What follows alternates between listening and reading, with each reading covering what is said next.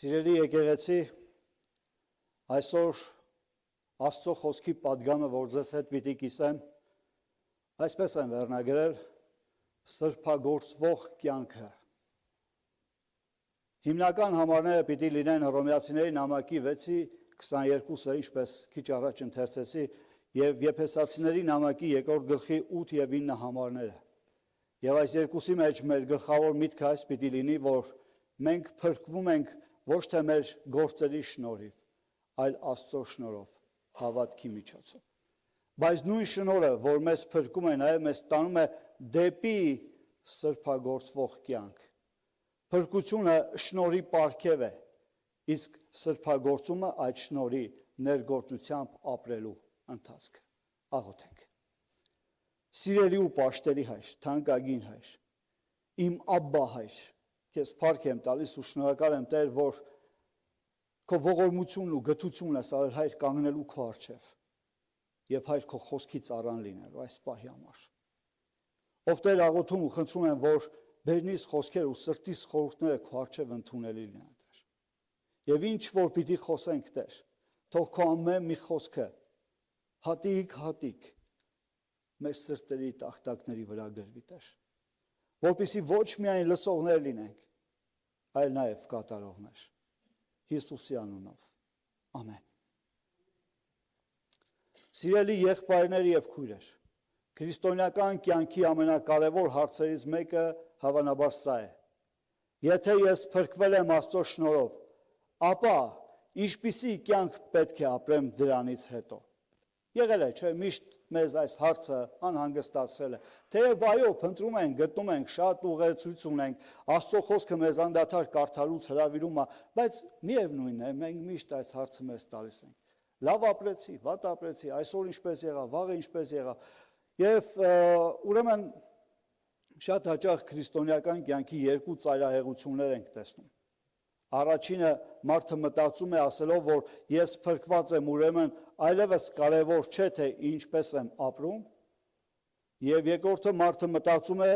ես պետք է այնքան լավ ապրեմ, որ Աստված ինձ ընդունի։ Եվ ես պիտի այս երկուսի դեպքում էլ ասեմ, որ սխալ են սրանք։ Աստվածաշունչը մեզ ցույց է տալիս երրորդ ճանապարհ։ Մենք չենք ապրում սուրբ կյանք, որպեսզի փրկվենք։ Մենք սուրբ կյանք ենք ապրում, որովհետև Քրիստոսով արդեն փրկության շնորհն ենք ստացել։ Եվ Եփեսացիների 2 գլխի 8 եւ 9 շեշտում է, որ փրկությունը շնորհով է, հավատքի միջոցով եւ ոչ թե մեր գործերից։ Իսկ Հռոմեացիների 6 գլխի 22-ը ցույց է տալիս, որ այն մարդը, ով ազատվել է մեղքի իշխանությունից եւ դարձել Աստծո ծառան, իր կյանքի պտուղը տանում է դեպի սրբություն, իսկ վերջնական արդյունքը հավիտենական կյանք։ Այսպիսով, շնորհքը փրկության հիմքն է, հավատքը ընդունման միջոցը, սրբագործումը նոր կյանքի ընթացքը։ Սրբությունը այս կյանքի, այդ հոգևոր կյանքի պտուղն է։ Եկեք մի փոքր խոսենք ինչ է սրբագործումը։ Սրբագործվել նշանակում է առանձնացվել Աստծո համար եւ աստիճանաբար փոխվել Աստծո պատկերին համապատասխան։ Սրբագործումը միայն արտաքին վարքի փոփոխությունը չէ։ Մարդը կարող է փոխել իր հագուստը, խոսքը, սովորությունները, նույնիսկ եկեղեցական գործունեությունը, բայց ներսում չփոխվել։ Աստված ուզում է ոչ միայն մեր արտաքին վարքը փոխվի, այլ մեր սիրտը։ Սրբագործումը ներառում է մի քանի բաներ, սիրելիներ, որ մեր հետ ներսում տեղի պիտի ունենա։ Մտածելակերպի փոփոխություն, ցանկությունների մաքրում, խոսքի վերահսկում, վերաբերմունքի փոփոխություն, մեղքի նկատմամբ վերաբերմունքի փոփոխություն, Աստծո կամքին հնազանդություն, սիրո աճ, խոնարհության աճ, ներողամտության աճ։ Այսինքն սրբագործվող կյանքը Քրիստոսի մեջ սկսված նոր կյանքի շարունակական աճն է։ Հիմա պիտի խոսենք Եփեսացիների 2-րդ գլխի 8-9-ի մեջ գրված փրկությունը շնորհ է եւ ոչ թե վաստակ է։ Պողոս առաքյալը շատ հստակ ասում է, որ մենք փրկվել ենք շնորհով հավատքի միջոցով։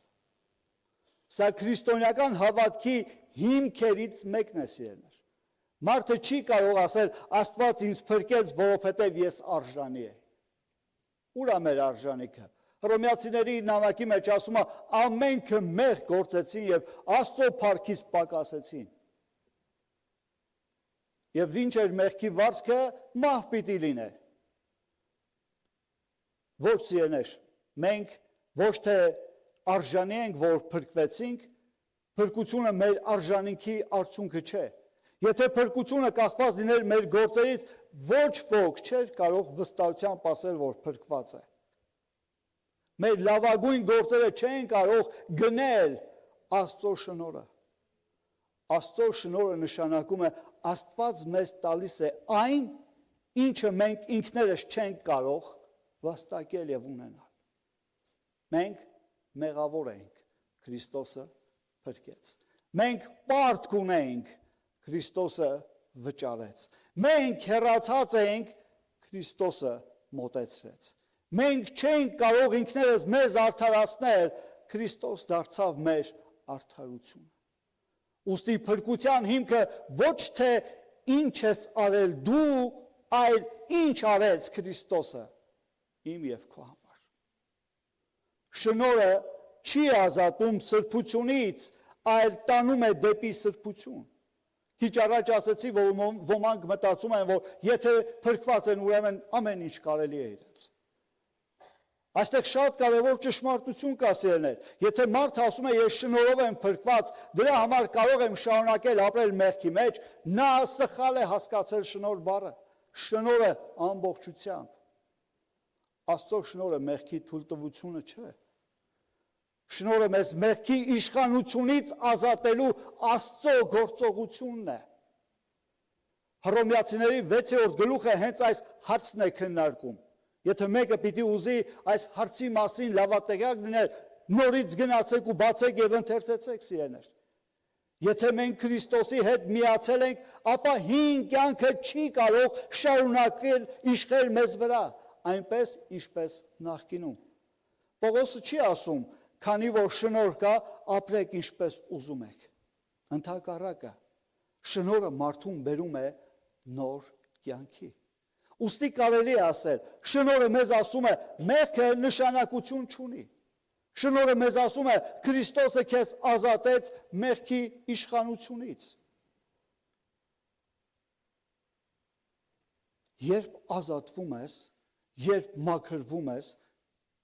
անպայման արդյունք պիտի ունենաս։ Եվ ես քիչ առաջ երբ ընթերցեցի Սուրբ գրքի ընթերցանության ժամանակ Հռոմեացիների 6-րդ գլխի 22-ը, այնտեղ Պողոսը խոսում է, որ մենք մեղքից ազատվելով, Աստծո ծառա դառնալով պտուղ պիտի ունենանք, եւ այդ պտուղը սրբություն պիտի լինի։ Ուշադրություն եկեք դարձնենք բառին պտուղ։ Պտուղ, ոչ թե ինչ որ մի առարկա, պտուղ, որովհետև պտուղը միանգամից չի հայտնվում, սիրելիներ։ Ծառը տնկվում է, արմատ է գցում, աճում է, ծաղկում է եւ հետո պտուղ է տալիս։ Այսպես է նաեւ քրիստոնեական կյանքը։ Մենք չենք դառնում կատարյալ մեկ օրվա ընթացքում, սակայն պետք է լինի աճ։ Եթե մարդը տարիներ շարունակ ասում է ես քրիստոնյա եմ, բայց նրա կյանքում ոչ մի փոփոխություն չկա, ապա պետք է լուրջ հարց տալ, որտեղ է պտուղը։ Սրբագործվող կյանքը կատարյալ կյանք չէ, սիրելիներ։ Սա կարևոր տարբերություն է։ Սրբագործվող մարդը կարող է ընկնել, բայց չի ցանկանում մնալ ընկած, կարող է սխալվել, բայց մեղքը չի դարձնում իր կյանքի նորմը, նա կարող է պարտվել պայքարում, բայց վերադառնում է Աստծո մոտ, նա կարող է թուլանալ, բայց նորից փնտրում է Տիրոջ զորությունը։ Սրբագործումը անսխալականություն չէ, սիրելիներ, սրբագործումը Քրիստոսի նման դառնալու ընթացք է։ Եվ վերջապես մենք սրբագործվելու ետևից գնալով ինչ ենք անելու, եթե պիտի չմտածենք, որ այն սկսվում է մեր ներսից։ Մարդը հաճախ փորձում է փոխել արտաքին վարքը, բայց Աստված սկսում է սրտից։ Եթե սիրտը չի փոխվում, արտաքին փոփոխությունը երկար չի տևի։ Օրինակ, մարդը կարող է որոշել, այսուհետև ես չեմ բարկանալու։ Բայց եթե ներսում մնացել է չներելու հպարտությամբ կամ վիրավորվածության արմատը, խնդիրը նորից վերադառնալու է։ Դրա համար Աստված ուզում է փոխել մեր սիրտը, մեր մտածելակերպը, մեր ցանկությունները, մեր արժանինքները։ Երբ ներսը փոխվում է, արտաքին կյանքն էլ սկսում է փոխվել։ Մեծերը մի լավ ասացվածք ունեն եւ շատերը վստահաբար օգտագործել եք սա, որ խոզի գլուխը խալու վրա չի մնում, գլորվում ու ցեխն է ընկնում։ Սա ինչ է նշանակում, որ եթե մեկը փոփոխված չի, միևնույն է, որքան է նրան լվանաս, մաքրես ու դնես, նա պիտի ետ գլորվի այնտեղը, որտեղ ցեխ կա։ Մենք Տեր Հիսուս Քրիստոսի օրինակից գիտենք, թե ինչպես Դիվահարին բժշկեց եւ գնաց ձևը ման եկավ եւ տեսավ որտեղ չի գտնում, նորից ետ եկավ եւ մտավ այդ լվացած ու մաքրվածի մեջ եւ նրա վերջը ասում է ավելի վատ եղավ։ Սրբագործվող կյանքի առաջին նշանը մեղքի նկատմամբ նոր վերաբերմունք ունենալն է սիրելիներ։ Փրկված մարդը մեղքին այլևս նույն կերպ չի վերաբերվում։ Նախկինում մարդը կարող էր մեղքը արդարացնել, բոլորն էլ այդպես են անում, ինչ է պատահել որ, նայի կողքս նստածներին, որ այդպես չի անում,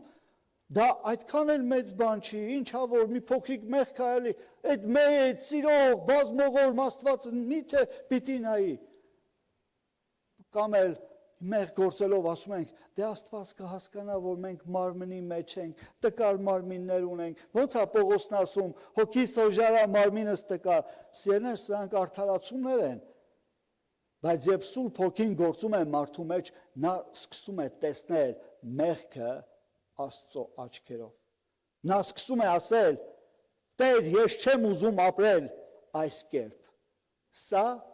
սրբագործման նշանն է սիրելիս։ Մարդը սկսում է ատել ոչ թե մեղավորին, ինչպես Տերը, այլ մեղքը, որը որ քրիստոնյայի, սրբագործվողի, մաքրվողի, եկեղեցու մեջ եղողի կարիքն է։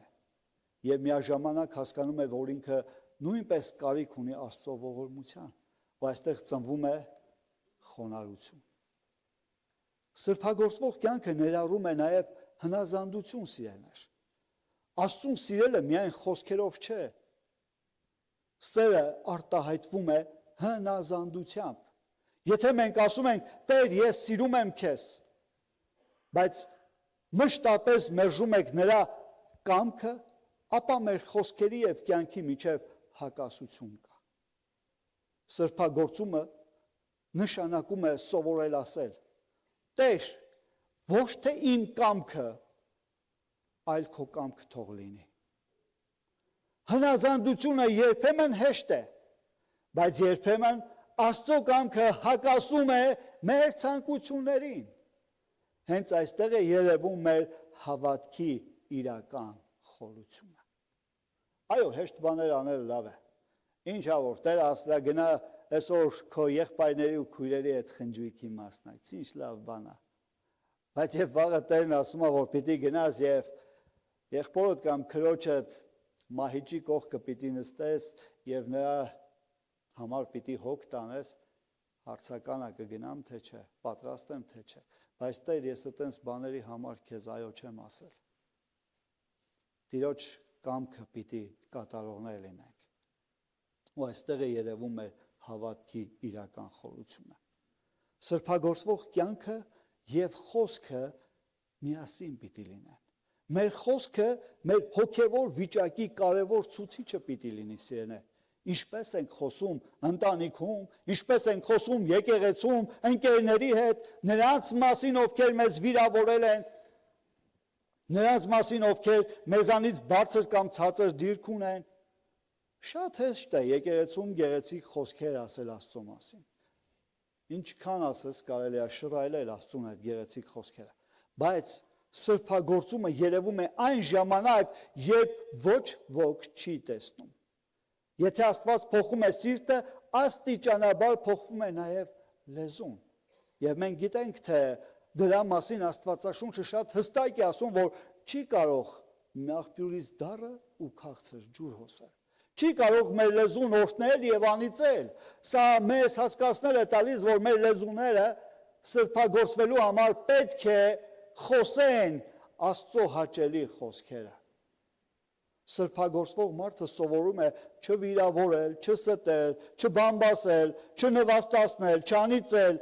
այլ օրհնել, քաջալերել եւ ճշմարտությամբ խոսել։ Սրբագործվող կյանքը մեկ այլ կողմ ունի, որը ներողամտությունն է, որ մարդկանց մեջ շատ մեծ չափով բացակայում է։ Մեկ ուրիշի հանդեպ ունեցած վիրավորանքը կարող է դառնալ մարդու հոգևոր կյանքի մեծ խոչընդոտ։ Երբ մենք չենք ներում, մենք ներսում պահում ենք այն, ինչը Աստված ուզում է, որ թողնենք։ Սրբագործվող մարդը սովորելու է ներել։ Սա չի նշանակում, որ անարդարությունը ճիշտ է։ Չի նշանակում, որ պետք է անտեսել վնասակար վարքը։ Ներել նշանակում է վրեժխնդրությունը չդարձնել մեր կյանքի կենտրոնը եւ հարցը հանձնել Աստծուն։ Քրիստոսի խաչը մեզ սովորեցնում է, թե ինչ է շնորհը։ Մենք էլ ստանալով շնորհ սովորում ենք շնորհ տալ ուրիշներին։ Սրբագործվող կյանքը նաև խոնարհություն է։ Որքան մարդը մոտենում է Աստծուն, այնքան ավելի է հասկանում իր կարիքը Աստծո շնորհի նկատմամբ։ Իսկական սրբությունը մարդուն չի դարձնում հպարտ։ Ընդհակառակը այն դարձնում է խոնարհ այդ մարդուն։ Հպարտ մարդը ասում է. «Տեսեք, թե ես ինչքան լավն եմ»։ Իսկ սրբագործվող, մաքրվող մարդը ասում է. «Եթե այսօր ես կանգնած եմ, դա Աստծո շնորհն է»։ Սա մեծ տարբերություն է։ Որքան ավելի ենք աճում Աստծո մեջ, այնքան ավելի քիչ ենք ուզում փառք վերցնել մեզ։ Ինչու՞։ Որովհետև գիտակցում ենք, թե ամեն փառքը Աստծունն է։ Ամեն փառքը։ Սրբագործվող կյանքը զուգահեռ ունի Սուրբ Հոգու աշխատանքի հետ։ Սրբագործումը միայն մարդկային ինքնակարգապահություն չէ, սիրելիներ։ Մենք չենք կարող ասել, ես ինքս ինձ կդարձնեմ սուրբ։ Սուրբ կյանքը Սուրբ Հոգու աշխատանքի արդյունքն է մարդու մեջ։ Սակայն սա չի նշանակում, որ մենք ոչինչ չենք անելու։ Ձեռներս ծալելու, նստելու ենք, սպասելու, թե ինչ պիտի անի Սուրբ Հոգին մեզ հետ։ Ոչ։ Աստված գործում է եւ մենք պատասխանում ենք։ Մենք աղոթում ենք, ուսումնասիրում ենք Աստծո խոսքը, հնազանդվում ենք, խոստովանում ենք մեղքը, խուսափում ենք մեղքի առիթներից, փնտրում ենք քրիստոնեական համայնքը, ծառայում ենք, ներում ենք, սիրում ենք եւ սրանք օգնում են, որպեսզի Սուրբ Հոգին մեզ ավելի սրբացնի։ Աստծո խոսքը մեզ համար շատ կարևոր է սրբագործման մեջ։ Մարդու կյանքը չի կարող փոխվել, եթե նրա միտքը մշտապես սնվում է այն ամենով, ինչ հակառակ է Աստծո կամքին։ Եկեք մի պահ, սիրելիներ, մի պահ մեր օրը անալիզի ենթարկենք։ Առավոտից իրիկուն մենք ինչ խոսքեր ենք լսում մեր մտքի մեջ, մեր ականջների մեջ։ Ինչ ասես, ինչ ասես։ Մեր զրուցակիցները ամեն անգամ չէ, որ պատահում են, որ քրիստոնյաներ են եւ այն է լցված Աստծո կենթանի խոսքով։ Մենք այնպիսի զրուցակիցներ ենք ունենում, որոնք անեծք են անում, որոնք հայրանք են անում, որոնք չգիտեմ սա եւ նա, եւ մենք ամեն օր լսում ենք։ Աստծո խոսքը մեզ բացահայտում է շատ կարևոր բաներ եւ այս է, որ պիտի լսենք։ Աստծո խոսքը մեզ բացահայտում է, թե ով է Աստված, ով ենք մենք, ինչ է մեղքը, ինչ է շնորհը, ինչ է սրբությունը, ինչպես պետք է ապրենք։ Խոսքը պարզապես տեղեկություն չէ, սիրելիներ, այն մեր հայլին է։ Երբ Աստծո խոսքի առաջ կանգնում ենք, տեսնում ենք ոչ միայն ուրիշների սխալները, այլ առաջին հերթին ինքներս մեզ։ Ու հարցը պետք է սա լինի. Տեր, այս խոսքը ինչպես է վերաբերվում իմ կյանքին։ Մենք մեր առօրյայից դուրս որքան պիտի կարողանանք Աստծո խոսքը լսել, սերտել, սովորել, որպեսզի այս խոսքը առաջնայնություն ունենա մեր կյանքի մեջ, եւ նրանք, որ կողքի խոսքեր են, չվնասեն մեր սրբագործման ընթացքը, չվնասեն մեզ։ Սրբագործվող կյանքի անբաժան մասնիկ է նաև աղոթքը, սիրելիներ։ Եթե նկատում եք, որքան բաներ կան, որոնք այս սրբագործման կյանքի մեջ մեզ պետքական են, աղոթքը միայն Աստծուց ինչ-որ բան խնդրելը չէ, սիրելիներ։ Աղոթքի մեջ մենք թույլ ենք տալիս Աստծուն աշխատել մեր սրտի վրա։ Երբ մարդը անկեղծորեն ասում է. Տեր, ցույց տուր ինձ իմ սրտի վիճակը, Աստված սկսում է բացահայտել այն բաները, որոնք մենք գուցե չենք նկատում։ Աղոթքը մեզ դարձնում է զգայուն Աստծո ձայնի նկատմամբ։ Սրբագործվող կյանքը չի կարող երկար պահպանվել առանց աղոթքի։ Չի կարող։ Սրբագործումը մեկ օրվա բան չէ, ինչպես ասացի, այլ օրեցօր ընթացք է։ Երբ որ ասում ենք ես ապաշխարեցի, լսել եք չէ այդպիսի բառեր, ես ապաշխարեցի։ Սա մեկ անգամ արված գործ չէ ու վերջ։ Ապաշխարելը սկիզբն է, դուռն է, որ բացում է քո սրբագործման ճամփան, սիրելիներ։ Դա ճանապարհ է։ Այսօր ես կարող եմ ավելի շատ հասկանալ Աստծո կամքը, քան երեկ։ Վաղը պետք է ավելի խորանամ։ Մենք պետք է առաջ շարժվենք։ Հոգևոր կյանքում կանգնելը վտանգավոր է։ Դոփելը վտանգավոր է։ Ես միշտ մի մանկականի մեջ էի ասում կամ պատանյացի մեջ մի այսպիսի բան էի ասում. եթե գնացքը 2 օր առաջ գնա եւ 3 օր ետ ուր պիտի հասնի։ Մեր կյանքը այդպես չպիտի լինի քրիստոնեական ճամփորդության մեջ։ Մենք 2 օր քրիստոնյայի կյանքով չպիտի ապրենք 3 օր անհավատի կյանքով։ Ուստի ամեն օր մենք մեզ հարցնելու ենք. այսօր ես ավելի եմ նման Քրիստոսին, քան երեկ։ Այսօր ես ավելի եմ նման Քրիստոսին, քան երեկ։ Ու այսպես ամեն օր առաջ պիտի գնամ։ Օրեց օր սրբագործման կյանքի մեջ առաջ պիտի գնամ։ Ոչ թե նայենք եւ սահման դնենք ասելով. այսօր ես նրանից լավն եմ, քան այն մեկը։ Այսօր նա ավելի մեղավոր է, քան ես։ Չէ, սերներ, մարդկանց հետ երբեք մի համեմատվեք։ Ես ավելի եմ նմանում Քրիստոսին, թե ոչ։ Սա է ճշմարիտ չափանիշը։ Սրբագործվող կյանքը չի կառուցվում մարդկանց ցուցադրելու համար։ Կարելի է արտաքինից շատ հոգևոր երևալ, բայց ներսում ունենալ Աստծուց հեռու սիրտ։ Մարդկանց կարծիքը կարող է խաբել մեզ։ Մենք կարող ենք մտածել. մարդիկ ինչ լավ քրիստոնյա են ինձ համարում, բայց գլխավոր հարցը սա է. Աստված ինչ է տեսնում իմ սրտում։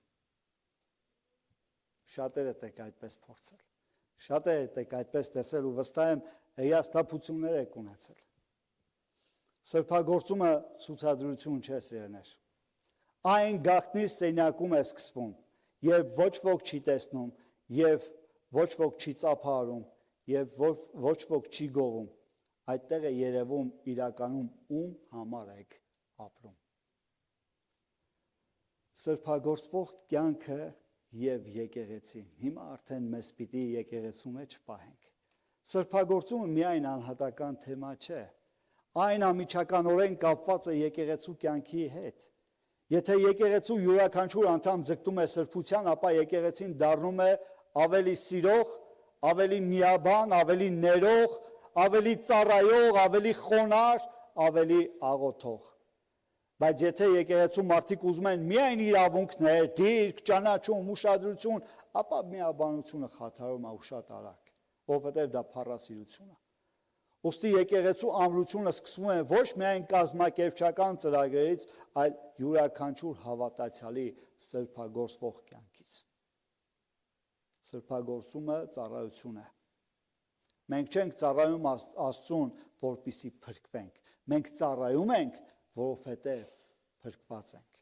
Սա շատ կարևոր տարբերություն է սիրելիներ։ Եթե ծառայությունը դառնում է փրկություն վաստակելու միջոց, մարդը շուտ հոգնում է։ Բայց եթե ծառայությունը շնորհի պատասխան է, այն դառնում է սիրո արտահայտություն։ Մենք ասում ենք. «Տեր, դու ինձ համար արեցիր այն, ինչ ես չէի կարող անել, շնորհ արեցիր ինձ։ Հիմա ուզում եմ իմ կյանքը նվիրել քեզ»։ Սա շնորհի ճիշտ պատասխանն է։ Ուրիշ բաներ պիտի խոսենք սրբագործվող կյանքի համար եւ փոքր բաներ կան, որոնք որ պետք են իմանալ։ Հաճախ մենք սրբությունը պատկերացնում ենք մեծ գործերով, հա?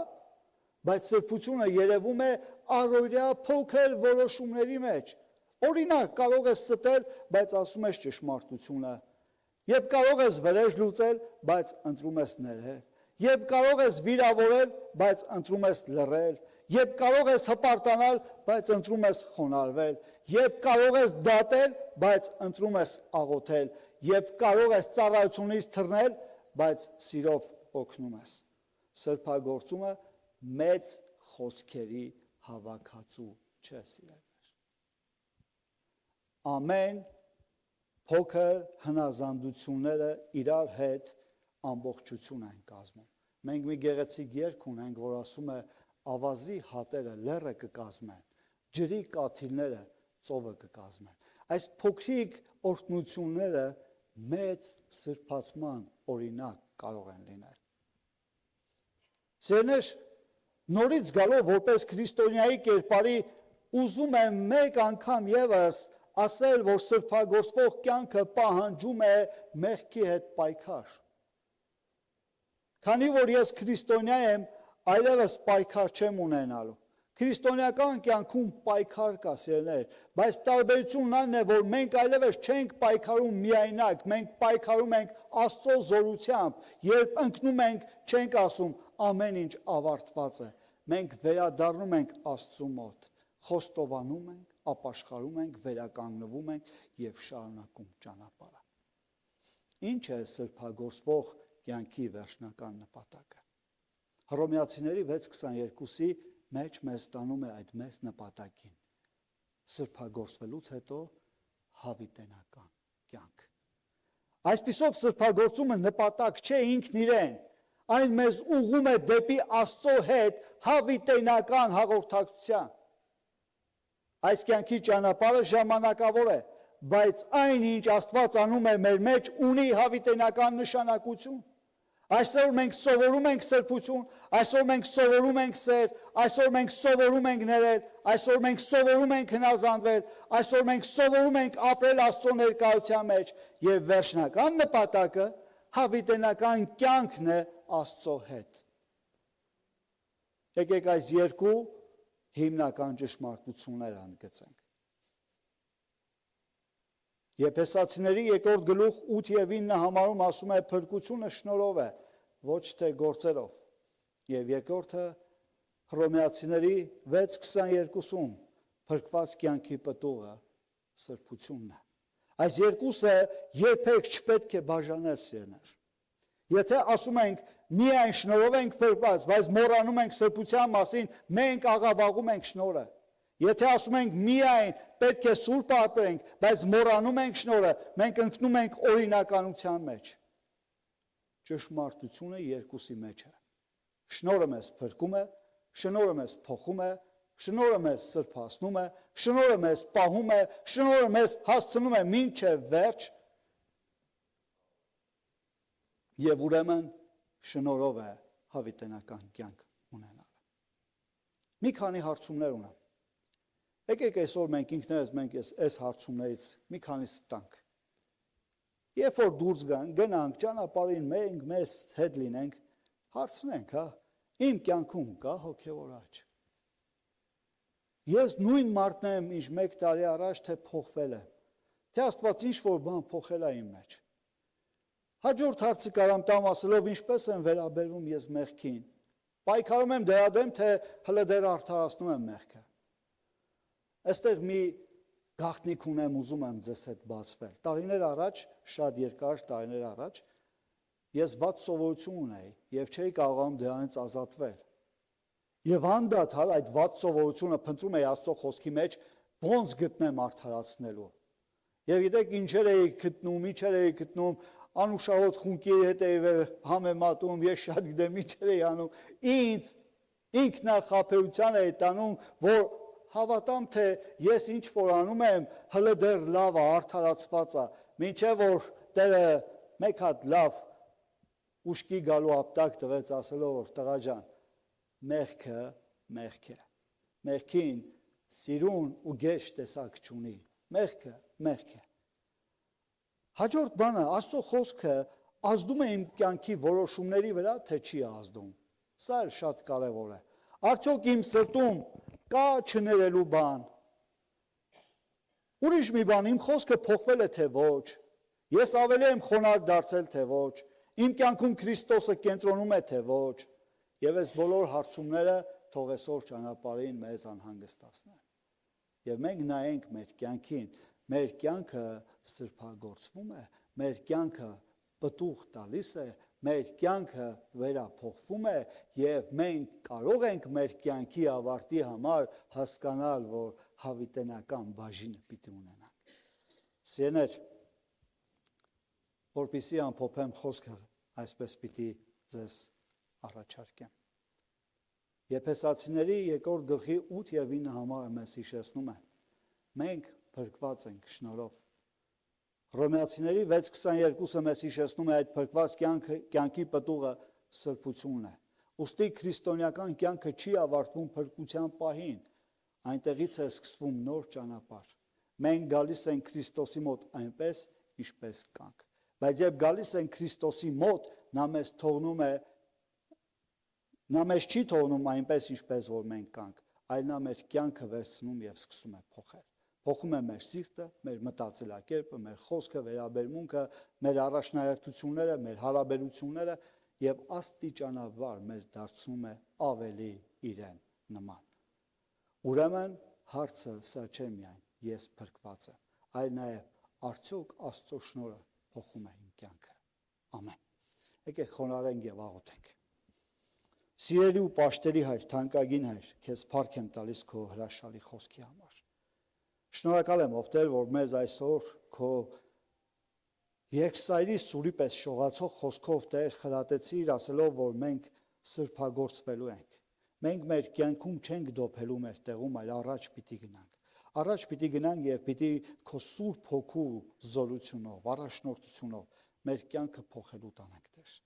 Հայր, աղոթում ու խնդրում ենք, որ այսօրը լինի այդ օրերից մեկը, երբ մենք նորից առաջ պիտի գնանք փոխված կյանքերով։ Այսօրը լինի օրերից մեկը, որ մենք պիտի պտուղի հասնենք, հավիտենական կյանքի պտուղին, Տեր։ Հայր, քեզ խնդրում ու աղաչում ենք, որ մեզ այս ճանապարհի մեջ քո զորությունով առաջնորդես։ Ու թող ամեն փառք ու պատիվը քեզ լինի։ Շնորհակալ ենք, Հայր, ամեն բանի համար, Հիսուսի անունով։ Ամեն։